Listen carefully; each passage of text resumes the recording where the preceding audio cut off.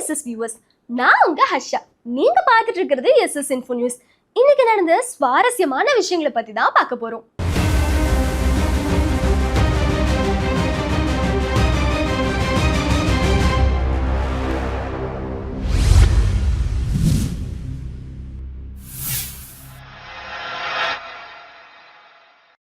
Jackie Chan செஞ்ச இந்த செயல் அனைவரையும் கண்கலங்க வச்சிருக்குன்னு தான் சொல்லணும்.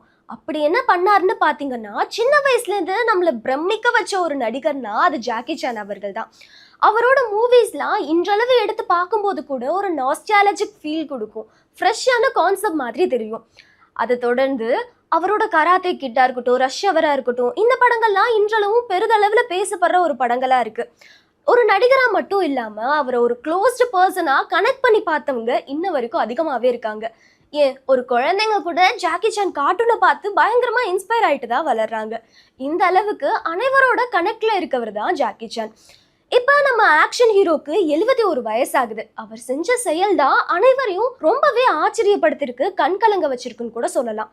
அவரோட ஃபியூனரலுக்காக ஒரு பாடலை ரெடி பண்ணியிருக்காரு. அதுல அவரோட வாழ்க்கை பயணமும் அவரு மக்களுக்கு என்ன சொல்லணும்னு நினைக்கிறாரோ அந்த விஷயத்த பதிவு பண்ணி வச்சிருக்காங்க. ஜாக்கி சானோட ஃபியூனரலுக்கு அப்பதான் அந்த பாடல் ரிலீஸ் ஆகும் அப்படிங்கிற மாதிரியும் சொல்லியிருக்காங்க. ஆனா ஜாக்கி சான் அவர்கள் சைட்ல இருந்து இது இன்னும் அஃபீஷியலா கன்ஃபார்ம் பண்ணப்படலை. ஆனா இந்த விஷயமானது ரசிகர்களை மிகவும் கண்கலங்க வச்ச ஒரு விஷயமா இருக்கு. அமெரிக்கால திருக்குறள் 2 ஸ்கிரீன் பண்ணப்பட்டுச்சுன்னு சொன்னா உங்களால நம்ப முடியுதா? ஆல்ரெடி திருக்குறள் பாகம் 1 ரிலீஸ் ஆகி அனைவரோட கவனத்தையும் பெற்றிருந்துச்சு. இப்போ திருக்குறள் 2ஓட முன்னோட்டம் 4 நிமிடம் கொண்ட காட்சி வந்துட்டு அமெரிக்கால தமிழ் சங்க பேரவையில ஸ்கிரீன் பண்ணப்பட்டுச்சு. அனைவரும் அதை பார்த்து பயங்கரமா அப்ரிஷியேட் பண்ணாங்க. இதுல இன்னொரு விஷயமும் கவனம் ஈர்த்திருக்குன்னு தான் சொல்லணும். அப்படி என்ன விஷயம்னு பாத்தீங்கன்னா, இந்த திருக்குறள் 2 படத்தோட இயக்குனரான பாலகிருஷ்ணனிடம் ஒரு கேள்வி கேட்கப்பட்டுச்சு.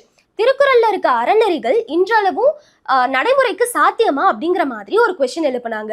அதுக்கு அவர் பதில் அளிச்சிருக்காரு. என்ன சொல்லியிருந்தாருன்னு பாத்தீங்கன்னா, காலம் மாறலாம், மனிதர்கள் மாறலாம், ஆனா அறம் ஒருபோதும் மாறாது, இன்றளவும் வந்துட்டு அது பொருந்தும் அப்படிங்கிற மாதிரி அவர் பதில் அளிச்சது அனைவரோட கவனத்தையும் ஈர்த்திருக்கு. அங்க இருக்க எல்லாருமே அவரை பாராட்டியிருக்காங்க. இளையராஜா குடும்பத்துல இருந்து இப்ப இன்னொருத்தர் சினிமாக்குள்ள என்ட்ரி கொடுக்கிறாரு. இசைஞானி இளையராஜாவோட அண்ணன் தான் பாஸ்கரன் அவர்கள், அவங்களோட மகன் தான் ஜெயன் அவர்கள். இப்போ இவர் தமிழ் சினிமா இண்டஸ்ட்ரியில ஹீரோவா என்ட்ரி கொடுக்கிறாரு. ராஜாஸ் பிளேலிஸ்ட்ங்கிற படத்துல நடிக்கிறாரு. இந்த படத்தோட கதையை எழுதினவர் வெங்கட் பிரபு அவர்கள். மேலும் திரைக்கதை மற்றும் இயக்கத்தை சுஜித்தன் சுப்பிரமணியம் வந்துட்டு பண்ணிட்டு இருக்காரு. இந்த படத்தோட இசையமைப்பாளரா யுவன் சங்கர் வந்துட்டு கமிட் ஆகியிருக்காரு. அது மட்டும் இல்லாம இந்த படத்துக்கு பெரிய எக்ஸ்பெக்டேஷன்ஸ் உருவாகி இருக்கு அப்படின்னே சொல்லலாம். பூமியை காப்பாற்றுறதுக்காக ஜப்பான் நடத்திய விண்வெளி சோதனை அப்படி என்ன நடந்துச்சுன்னு பாத்தீங்கன்னா, ஜப்பானோட ஹைபுசா 2 விண்கலம் சிறு கோளான டூரிஃபுனேவை கடந்து சென்றிருக்கு. அதாவது மிக அருகில சென்றிருக்கு. இதன் மூலமா அந்த சிறுகோள் எப்படிப்பட்டது, அது மண்ணா கல்லா அப்படிங்கிற விஷயங்கள்லாம் இப்போ ஆராய்ச்சியாளர்கள் ஆராய்ச்சி பண்ணிட்டு வராங்க. மேலும் இந்த மாதிரி சிறுகோள்கள் பூமியை தாக்கும் போது அதுல இருந்து எப்படி தப்பிக்கணும், அதை எப்படி திசை மாற்றி விடணும் அப்படிங்கிறது தான் இந்த ஆராய்ச்சியோட முக்கிய நோக்கமா இருக்கு. வேற ஏதாவது சிறுகோள் வந்து அட்டாக் பண்ண போகுதா, அதுக்காக தான் இந்த ஆராய்ச்சியான்னு கேட்டா இப்ப அந்த மாதிரி எந்த விஷயமும் கிடையாது. ஒருவேளை ஃபியூச்சர்ல நடக்கலாம் இல்லையா, அதுக்காக ஜப்பான் இப்படி அட்வான்ஸ்டா ப்ரிப்பேர் பண்ணிட்டு வராங்க. இந்த விஷயமானது அனைவரோட கவனத்தையும் ஈர்த்து வருது. நாசா தெரிவித்த வாழ்த்து இப்ப அனைவரோட கவனத்தையும் ஈர்த்து வருது. அப்படி என்ன நடந்துச்சுன்னு பாத்தீங்கன்னா, சில நாட்களுக்கு முன்னாடி அமெரிக்கா தன்னோட 250வது சுதந்திர தினத்தை ரொம்பவே சிறப்பா கொண்டாடினாங்க. வான வேடிக்கைகள் மற்றும் சில நிகழ்ச்சிகள்லாம் நடத்தி அனைவரோட கவனத்தையும் ஈர்த்தாங்க. இப்போ நாசாவும் டிஃப்ரெண்டான வேலை வாழ்த்து தெரிவிச்சு இப்போ அனைவரோட கவனத்தையும் ஈர்த்து வராங்கன்னு தான் சொல்லணும். அப்படி என்ன மாதிரி வாழ்த்து தெரிவிச்சிருக்காங்கன்னு பாத்தீங்கன்னா, நட்சத்திரங்களோட புகைப்படங்களை வந்துட்டு பதிவிட்டு இருக்காங்க. அந்த நட்சத்திரங்கள்லாம் ப்ளூ, ரெட் மற்றும் ஒயிட் கலர்ல இருந்திருக்கு. இது நார்மல் தானே அப்படின்னு யோசிச்சா, அமெரிக்காவோட நேஷனல் ஃபிளாகை வந்துட்டு குறிக்கிற மாதிரியான விஷயங்களை அதுல வந்துட்டு படம் பிடிச்சு அமைச்சிருக்காங்க. அது மட்டும் இல்லாம ஸ்பேஸ் சவுண்டாவும் ரெக்கார்ட் பண்ணியிருக்காங்க.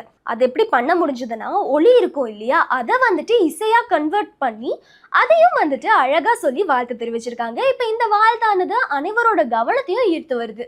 இந்த பதிவு உங்களுக்கு பிடிச்சிருக்கும்னு நினைக்கிறேன். பிடிச்சிருந்ததுன்னா சப்ஸ்கிரைப் பண்ணுங்க, சப்போர்ட் பண்ணுங்க, ஃபாலோ பண்ணிக்கோங்க.